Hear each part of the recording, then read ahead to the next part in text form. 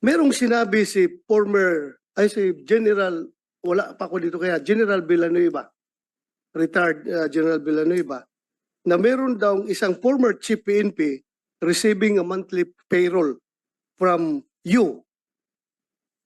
Pwede bang malaman kung sino itong former chief PNP? I'm concerned because I am a former chief PNP. Baka mamaya, merong lalabas na script dyan na si Bato ay tumatanggap ng pera galing sa'yo. Wala pong ganun pong nangyayari. Sigurado ka? Sigurado po ako. Wala pong Kilala ganun mo ba nangyayari. ako? Nakita ko po kayo in person nung andito na po sa Senate po. Before that, nag-meet ba tayo in person? Never po. Sigurado ka? Sigurado Kahit po. selfie. May selfie ka sa akin? Selfie, I think wala po. Kahit nag-cruise mo lang tayo sa isang mall, nakita mo ako. Hindi mo ako nakita sa isang Hindi mall? po. Sigurado ka? Sigurado po ako. Ay siniguro ko lang dahil baka mamaya may lalabas na script dyan na ako yung former chief PNP na tumatanggap sa iyo ng pera. Klaruhin ko lang ito.